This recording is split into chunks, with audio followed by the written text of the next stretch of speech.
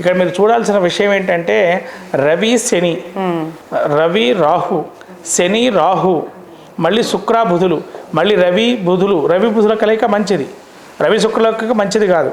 మళ్ళీ చంద్రరాహుల కలయిక మంచిది కాదు. మళ్ళీ ఇక్కడ మీకు ఈ యొక్క రవి చంద్రులు ఒకనొక సమయంలో అమావాస్య కాబట్టి ఇంకా వాళ్ళిద్దరు కలిసే ఉంటారు కాబట్టి వాళ్ళ పెద్దగా కాంబినేషన్ చూడడం. కానీ మిగతా గ్రహాల కాంబినేషన్ చూస్తే కొన్ని విపత్కర వింత విచిత్రాలు విన్యాసాలు చూసే అవకాశం ఉంటుంది ప్రపంచంలో కూడా, మన దేశంలో కూడా. కానీ మన దేశానికి మాత్రం ఒక అందుకు చెప్పాలంటే కొన్ని ఎవరైతే మనని కొన్ని విధాలుగా ఆపుదామని చూసేటువంటి వారు ఎవరైతే ఉన్నారో, మన అడ్డంకిగా మారిన దేశాలు ఏవైతే ఉంటాయో వాటి నుంచి మనం గెలుపుని సాధ్యంగా గెలుస్తాము. దానిలో ఎటువంటి ఇబ్బంది లేదు.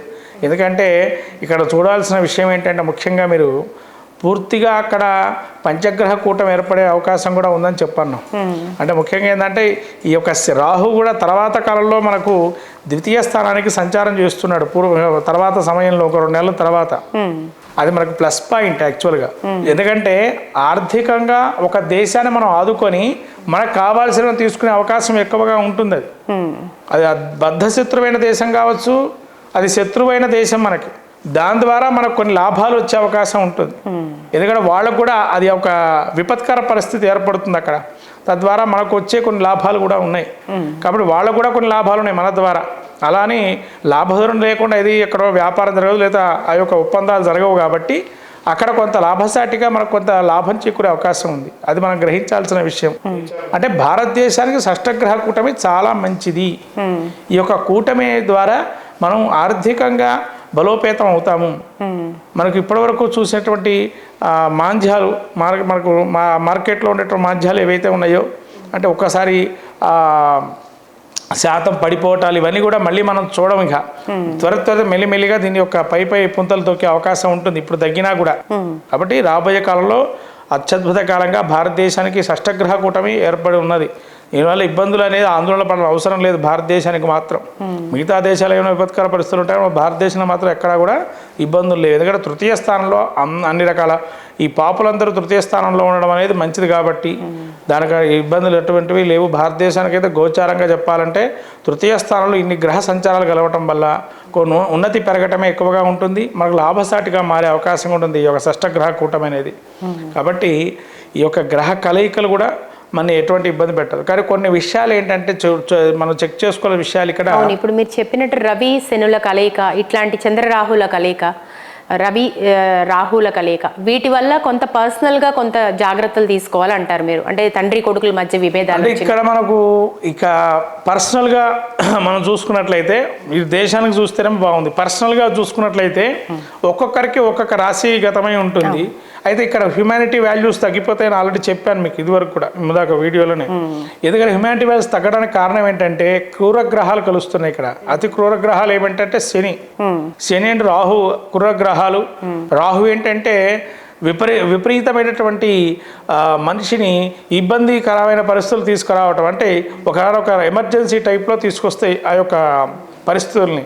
అలా కలిగిస్తాడు రాహు. కలిగించినప్పుడు ఈ రెండు కూడా కొద్దిగా విపరీతమైన గ్రహాలు, పాపగ్రహాలు, అత్యధికమైనటువంటి పాపాన్ని ఇచ్చేటువంటి గ్రహాలు శని రాహువులే. కాబట్టి వాటిని భరించాల్సిన పరిస్థితి వస్తుంది. ఇటు పక్కైన కర్మకారకుడు, ఆయనేమో కొద్దిగా ఛాయాగ్రహాలతో కూడుకున్నటువంటి వాడు. అంటే మన షాడోని మనమే నమ్మే రకం పరిస్థితిలో ఉండమనే పరిస్థితికి అదొక గోచారంగా చెప్పవచ్చు. మన నీడ మనమే నమ్ముకోలేని పరిస్థితికి వస్తుంది. అలా మనం ఏదైనా పని చేస్తే కూడా సెల్ఫ్ కాన్ఫిడెన్స్ పోవటం, మన యొక్క మనోధైర్యాన్ని కోల్పోయే అవకాశం ఉండటం, ఇవన్నీ కూడా ఈ తండ్రి కొడుకులు కావచ్చు, ఆస్తి తగాదాలు కావచ్చు, లేదైనా విపరీతమైన తగాదాలు అసలు ఇట్లాంటివి జరుగుతాయా మనం అనుకునే స్థితికి వస్తాయి.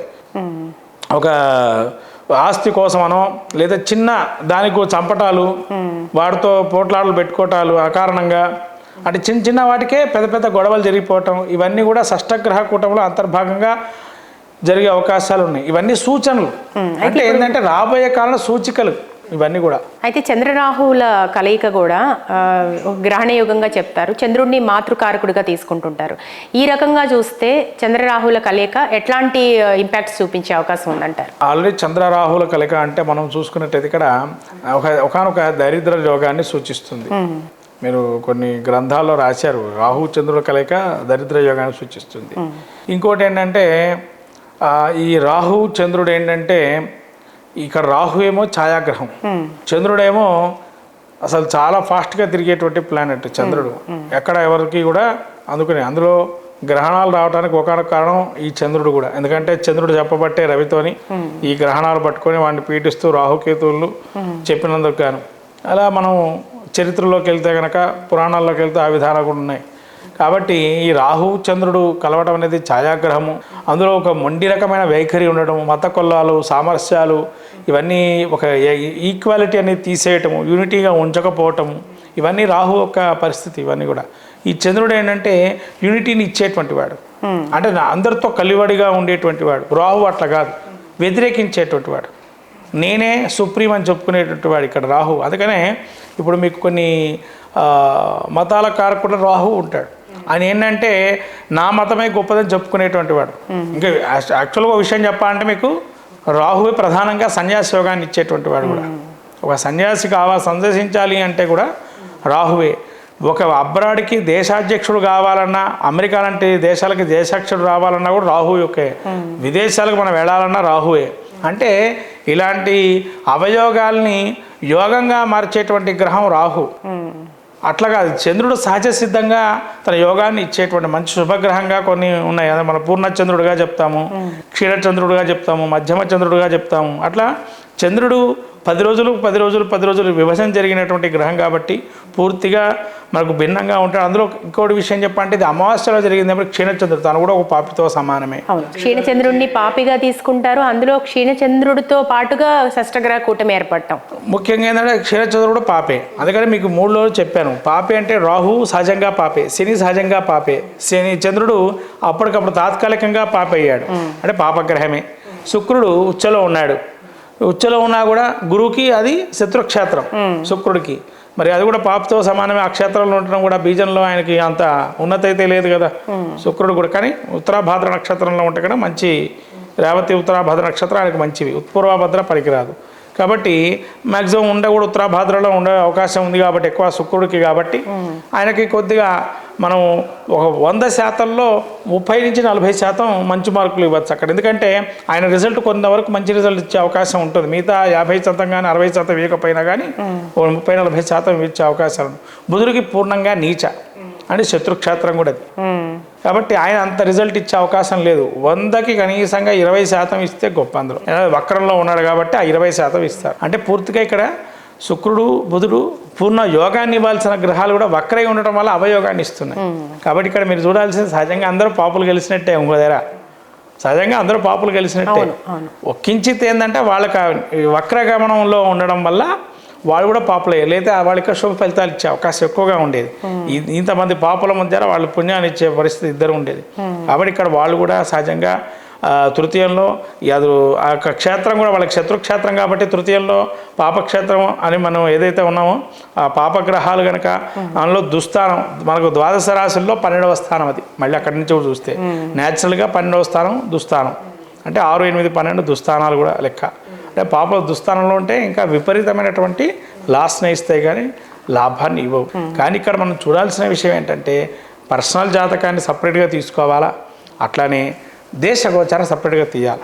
అంతే తప్ప రెండు మిళితం చేసి రిజల్ట్ అనేది చెప్పకూడదు ఇక్కడ ఈ షష్టగ్రహ కూటమిలో. ఇంకోటి ఇక్కడ మిక్స్డ్ రిజల్ట్ అని మీకు గ్రహ సంహితలో ఒక ఉన్నది పాత పుస్తకం. ఆ గ్రంథంలో గ్రహ సంహితల్లో 4 గ్రహాలు 5 గ్రహాలకు సంబంధించిన గ్రహ కలయికలు వాటి కూడా మనకు రిజల్ట్ ఇచ్చేటువంటివి చెప్పారు. కానీ ఏంటంటే అప్పటి కాలంలో మహర్షులు అప్పుడు వాళ్ళు ఆలోచన జ్ఞానాన్ని బట్టి అక్కడ రాశారు. కానీ అవి ఇవాళ వస్తాయా అంటే ఇవాళ పరిస్థితులు వేరు, అప్పుడున్న పరిస్థితులు వేరు. అప్పుడు మహర్షులు వాళ్ళ కాలానికి అనుగుణంగా వాళ్ళు రాసే గ్రంథాలు అవన్నీ కూడా. ఇప్పుడు మనం వాటిని మార్చుకోవాలంటే అన్వయించుకోవాలి. అప్పటికి మనకు సమయ భావాలు చాలా రకాలుగా మారున్నాయి, మన జీవన శైలి మారుంది. కాబట్టి వాటిని మనం బేరీజు వేసుకుంటూ వీటి యొక్క ఫలితాంశాలు చెప్పుకోవాలి. అప్పుడు మనకు మంచి రిజల్ట్స్ అనేవి లేదా చెడు రిజల్ట్స్ అనేవి తెలుస్తాయి, అంటే ప్రిడిక్షన్ అనేది. అంతే తప్ప వీళ్ళు పూర్తిగా అప్పటి జ్ఞానంలో మీరు అన్నట్టుగా యోగాలు ఏవైతే ఉన్నాయో గ్రహజన్మ యోగం కానీ, కేమద్రూప యోగాలు కానీ, గ్రహమాలిక యోగాలు కానీ, ఆ పంచమహాపురుష యోగాలు కానీ ఇవన్నీ యోగాలు ఉన్నాయి కొన్ని. ఆ యోగాలన్నీ వీళ్ళకి పడతాయా అని అంటే అప్పటి కాలంలో ఆ యోగాలు పడ్డాయి. ఈ కాలంలో మరి ఇన్ని గ్రహాల కలయిక, మళ్ళీ ఆయన అంశాలు ఉన్నాయి, మళ్ళీ మన క్యాలిక్యులేషన్ పార్ట్లో చూస్తే అవన్నీ కూడా క్లారిటీగా ఉంటే కనుక వీటి రిజల్ట్ మనకు ఫలితాంశాలు బాగుంటాయి. కాబట్టి ఈ షష్టగ్రహ కూటమి అనేది మీరు అన్నట్టుగా ఆందోళన చెందాల్సిన అవసరం లేదు. ఎందుకంటే మన భారతదేశానికి మాత్రం బాగుంది 100%, దానిలో ఎక్కడా ఇబ్బంది లేదు. ఇక మిగతా దేశాల సంగతి మనకు అవసరం లేదు. మన దేశంలో మనం ఎలా ఉండగలుగుతాము, ఇక ప్రపంచానికి మన యొక్క ఆపన్న హస్తంగా మనం ఉండే అవకాశం ఉంది. కాబట్టి మనకు అది దాని పరంగా చూస్తే ప్రపంచానికి మనం అవసరం ఉంది.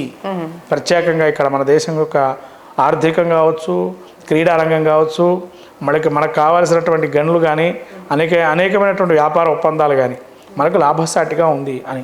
ఇక పర్సనల్ జాతకాలకు వస్తే కనుక వాళ్ళ యొక్క గ్రహ కలయికలు అంతర్దశ మార్గదశలను బట్టి ఈ యొక్క గ్రహ కలయిక మంచిగా చెడ అనేది ఆలోచన. ఇంకోటి ఇన్ని గ్రహాలు కలిస్తే కూడా అన్ని రకాల ప్లానెట్స్ ఒకటే రిజల్ట్ ఇవ్వడానికి కూడా అవకాశం లేదు. ఎందుకంటే మిక్స్డ్ రిజల్ట్స్ అంటారు దీన్నే. అంటే రకరకాలైనటువంటి రిజల్ట్స్ కలిగి ఉంటుంది. ఒకసారి మంచి జరగచ్చు, అదే రోజు చెడు జరగచ్చు.